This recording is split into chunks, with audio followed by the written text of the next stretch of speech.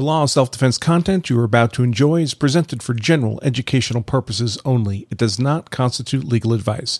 If you are in need of legal advice, consult competent legal counsel in the relevant jurisdiction. Hey folks, welcome to our ongoing coverage of the Minnesota murder trial of Derek Chauvin over the in-custody death of George Floyd.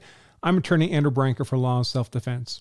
Today's content is sponsored by CCW Safe, a provider of legal service membership, so many people mistakenly call self-defense insurance. CCW Safe, in effect, promises to pay their members' legal expenses if their member is involved in a use of force event, and those expenses start big and get bigger fast, folks. A typical aggravated assault charge, which can happen if you simply point your gun at another person in self-defense, don't fire a shot, don't hurt anybody, can risk a 10 or 20-year felony sentence and cost as much as $30,000 to $50,000 in legal fees to defend, and that's just for the pre-trial expense. If you don't have that kind of money stuffed in a mattress, just in case you're compelled to defend yourself or your family, it can be useful to have a financial partner standing behind you to make sure you have the legal resources you need to fight the legal battle the way you'd want it fought. Now, I've looked at all these types of services you might imagine, and I found that CCW Safe is the best fit for me. I'm a member. My wife, Emily, is a member. Whether they're the best fit for you is something only you can decide, but I do encourage you to take a look at what they have to offer by pointing your browser to lawofselfdefense.com/CCWSafe. And if you do decide to become a member of CCW Safe, you can save 10% off your membership at that URL, lawofselfdefense.com/CCWSafe, using the discount code LOSD10. That's LOSD for Law of Self-Defense and the number 10. I'll post a brief mention that tomorrow morning I'll be a guest, it looks like, on the Glenn Beck Show, airing at 10 a.m. Eastern Time. So if you're interested, I believe you'll be able to enjoy even more Attorney Andrew Branca at glennbeckcom. That's Glenn with two N's at that time. Okay, so today we saw the closing arguments for the state delivered by Prosecutor Steve Schlescher, the closing argument for the defense delivered by, of course, defense counsel Eric Nelson, and the rebuttal closing for the state delivered by Prosecutor Jerry Blackwell. Prosecutor Schlescher's closing was pretty standard, although with the usual triple dose of emoting we've come to expect in politically energized prosecutions of this type, and perhaps really a double dose of even that due to Minnesota's unique provision for allowing spark of life evidence during the guilt phase of the trial. It's not unusual for states to allow such evidence in the sentencing phase once guilt has been determined.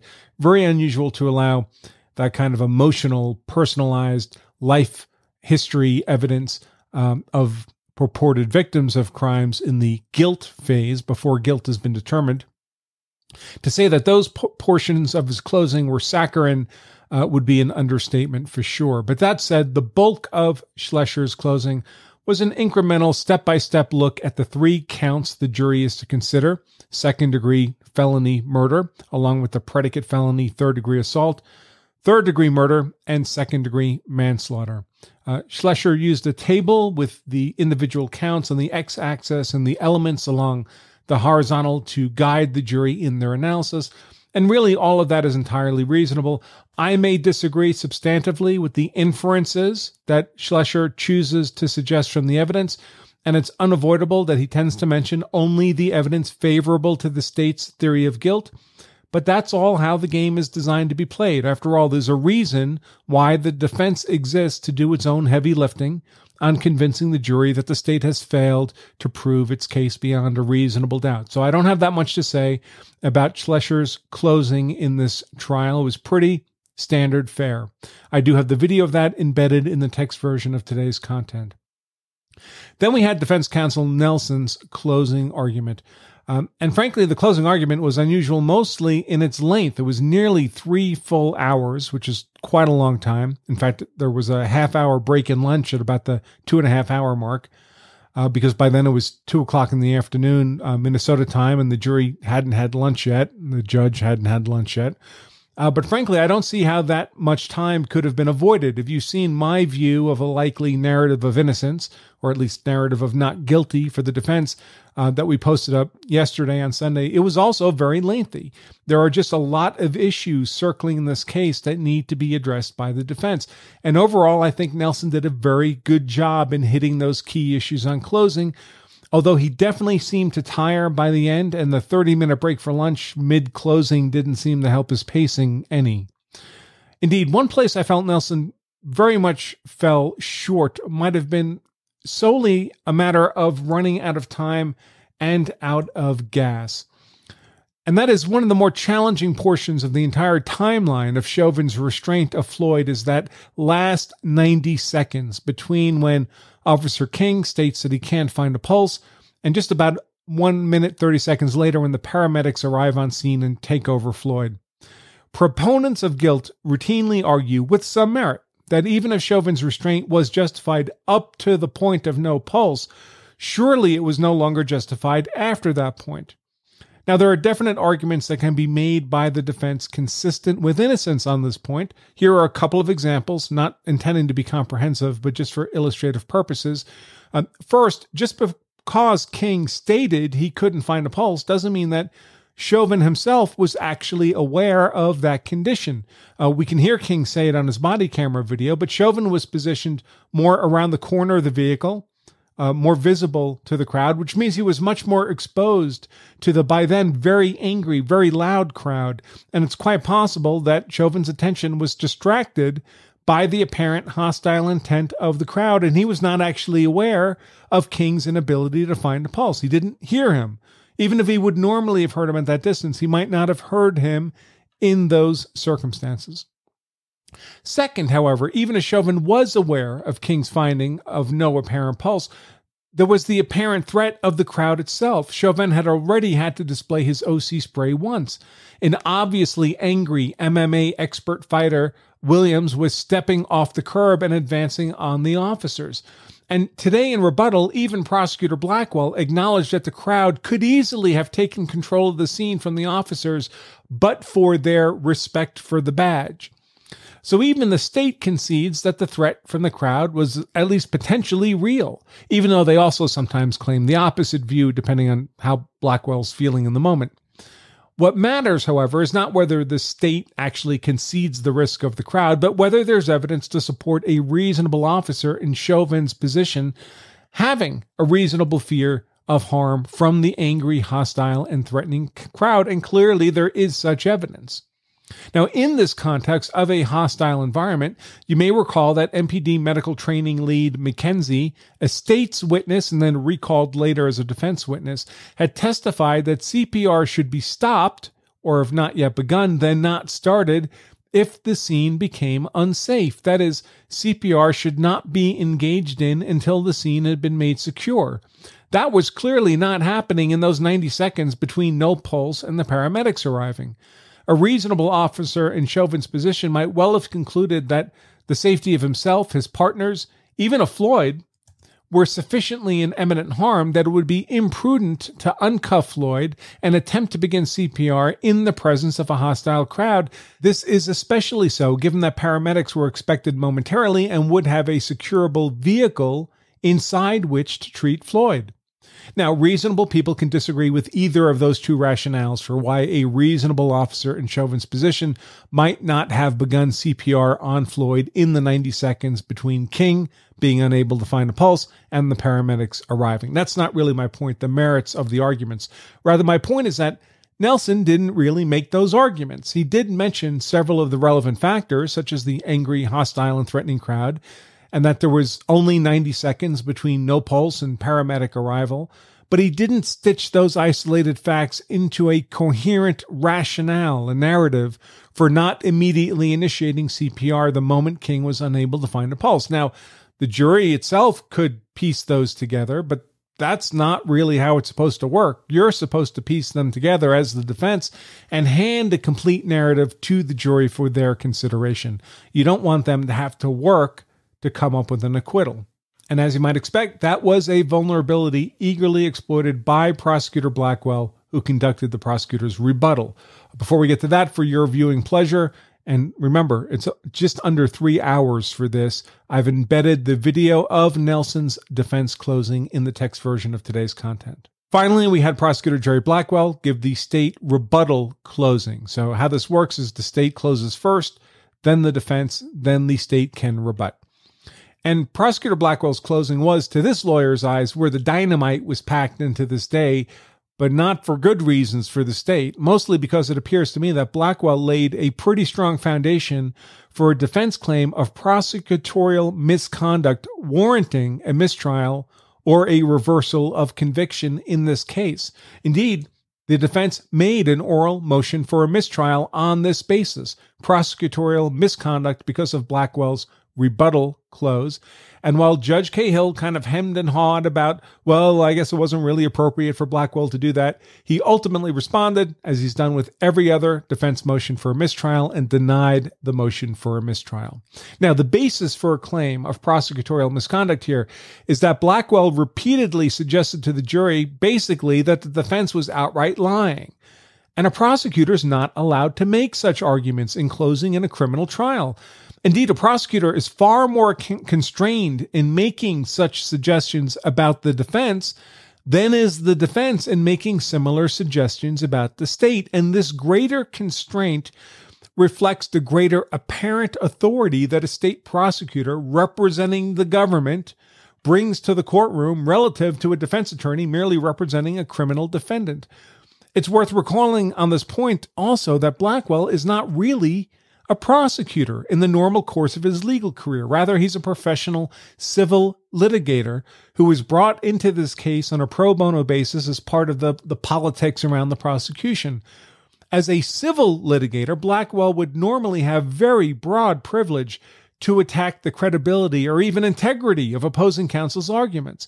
A breadth of privilege that, when applied in the context of acting as a prosecutor, can easily slide into misconduct sufficient to warrant a mistrial or reversal of conviction, even if that's the only cause for appeal, which obviously is not the case in this trial.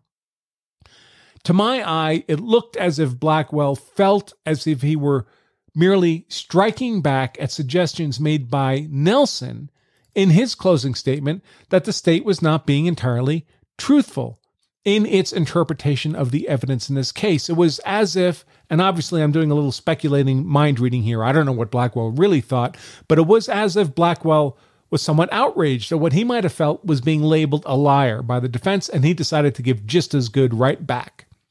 Unfortunately for Blackwell, just as the burden of proof in a civil trial is equally shared between the parties, it's a balanced preponderance of the evidence, but the burden of proof in a criminal trial is wildly and appropriately balanced against the state beyond a reasonable doubt. The degree to which the defense in a criminal trial can suggest less than complete honesty on the part of the state is wildly greater than the extent to which the state can do the same to the defense. Under Minnesota law, this issue of prosecutorial misconduct by basically characterizing the defense in a derogatory way is governed by the Minnesota State Supreme Court decision, Estate v. McDaniel. That's 777 Northwest 2nd, 739, 2010 decision. It is hyperlinked in the text version of today's content, but it provides an relevant part, and I'm just going to quote it here. Quote, "A prosecutor has special responsibilities as a representative of the people. Specifically, in final argument to the jury, a prosecutor is governed by a unique set of rules which differ significantly from those governing counsel in civil suits and even from those governing defense counsel in the very same criminal trial. These special rules follow directly from the prosecutor's inherently unique role in the criminal justice system, which mandates that the prosecutor not act as a zealous advocate for criminal punishment, but as the representative of the people in an effort to seek justice.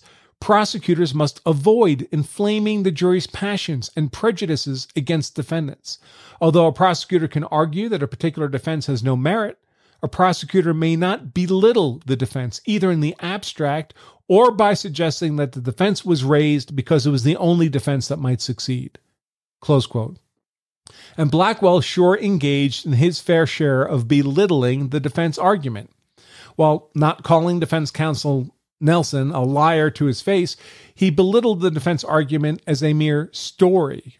When corrected on that, a fabrication that, unlike reality, basically should not be given any credence. It's a lie. Even one such implication would be improper by a prosecutor. But it might be let slide by defense counsel. 2 or 3 such implications are grounds for an objection, and Nelson did object at that point and had that objection upheld by Judge Cahill. But Blackwell simply would not stop at 1 or 2 or 3 of these implications. In all, he contemptuously belittled the defense argument as a mere story or fabrication roughly 20 times, and that is way over the line. Further, Blackwell falsely attributed arguments to the defense that they simply had not made, creating straw man arguments that, when presented by a state prosecutor, have the effect of calling out the defense as outright liars, although here it was the state doing the lying. Blackwell also falsely characterized the actual testimony of witnesses, claiming they said things they hadn't said, or purporting to paraphrase their testimony using different words that profoundly changed the apparent meaning and weight of that testimony. He also went so far as to suggest that reasonable inferences of the evidence made by the defense, I'm thinking specifically here that the defense argument that Squad Car 320 was running when Floyd was placed prone beside the vehicle, that was a statement made without evidence because there was no testimony from any witness that the vehicle was running. And that's true, there was no testimony from any witness that the vehicle was running. But that statement by the prosecutor Blackwell here could easily be understood to be a claim that the defense was wrongfully making claims of fact absent any evidence. In other words, that the defense was just making crap up. But in fact, it's perfectly fine for anyone to make reasonable inferences from available evidence. And Nelson explicitly inferred the vehicle was operating based on the body-worn camera showing the driver never reached for the keys to turn off the vehicle once he pulled up at Cup Foods. He put it in gear and jumped out of the car. That's a reasonable inference to make, that the car was still running because it had never apparently been turned off. Now, really, this entire manner of argument by Blackwell struck me as one made by a person who, frankly, didn't believe the merits would carry them to beyond a reasonable doubt, and thus was compelled to resort to his own fabrication and ad hominem attacks in an effort to win, and both of which are conduct in which perhaps other attorneys might engage without difficulty or problem, but it's conduct which is prohibited for prosecutors. So, of course, Blackwell's rebuttal is also embedded for your viewing pleasure in the text version of today's content. Oh, I've also embedded the brief motion for a mistrial made by Nelson, based on prosecutorial misconduct, and the denial of that motion by Judge Cahill. This was all done orally in the courtroom, so the video of that is also embedded in the text version of today's content. Now, the final thing I want to talk about was another interesting bump in the road. An ambiguity on the legal doctrine of causation that was not resolved today. And I think that's a real problem for this case, at least for deliberations. And perhaps the most interesting thing about it is not so much that this issue came up, but that it was left until so late in the day. And it's a profound disagreement between the state and the defense on the question of the legal doctrine of causation as it applies to the facts and law of this case. And what's most surprising, again, is not that the parties disagree on this issue. That hardly seems avoidable given the complex multifactorial facts at play here, but that the disagreement only became concretely apparent, manifest, after the defense had presented its closing argument. I would have expected this to be resolved during the charge conference last Thursday or Friday while the jury instructions were being finalized. So what's the issue here? The crux of the issue is that Chauvin is criminally liable for Floyd's death only if his conduct was a substantial cause of that death. That's the causation issue. And if it was a substantial cause, then it need not be the only cause in order for criminal liability to attach. And that's important because, in theory, there's lots of causes of Floyd's death, right? So do you need to be able to exclude them all except for Chauvin's conduct? Or do you not need to exclude them all because it only matters if Chauvin's conduct was one of many that would be sufficient for criminal liability to attach? So it may sound like a simple question, but it's not on the facts of this case. In a typical criminal offense scenario, the question of causation tends to be pretty straightforward. Now, imagine this hypothetical. there's a robber, and he's armed with a tire iron, and he steps out of her doorway. He confronts the victim, "Give me your money or suffer grave injury." And in response, the victim jumps backwards to move out of reach of the tire iron. Unfortunately for the victim, when he jumps backwards, he leaps off the curb into the street and is promptly run over and killed by a city bus. Did that robber cause the death of the victim? Did the robber kill the victim? Well, he didn't kill him directly. After all, the robber never even touched the victim. But the victim would never have simply jumped backwards and into the path of the bus unless he had been prompted to do so by the robber's threat. In that sense, the robber's threat was a substantial cause of the victim's death. Now let's imagine a different scenario. Now we have not a robber, but a nun seeking donations for the local orphanage, and she steps out of the church doorway to make a request for a donation of a pedestrian coming down the street. And the pedestrian's looking at a smartphone while he's walking, so he's startled by the sudden appearance of the nun, and unknown to either the nun or the pedestrian has a genetic predisposition to cerebral strokes that can be triggered by surprise. And sure enough, startled by the nun, the pedestrian suffers a fatal stroke and dies there on the sidewalk. Did the nun kill the victim? Did the nun cause the victim's death? Well, not directly, for sure, but was she a substantial cause of his death? Nevertheless, after all, but for the nun startling the pedestrian would still be alive. He didn't die a block earlier or a block later. He died right there when he was startled by the nun. The difference between those two scenarios, of course, is that in the case of the robber and the victim, the robber was the sole cause of the reaction of the victim, jumping into the path of the bus. But in the case of the nun and the pedestrian brought his unique vulnerability, the unknown predisposition to stroke, with him.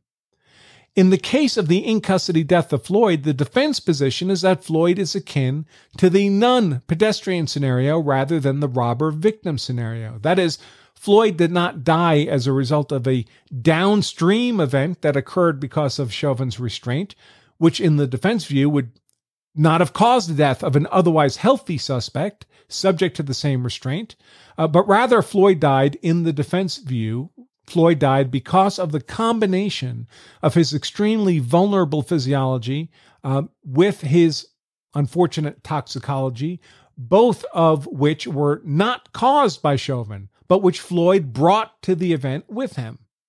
In that view, if Floyd was actually killed by his physiology and toxicology, then he was not killed in a substantially causal way by Chauvin's restraint.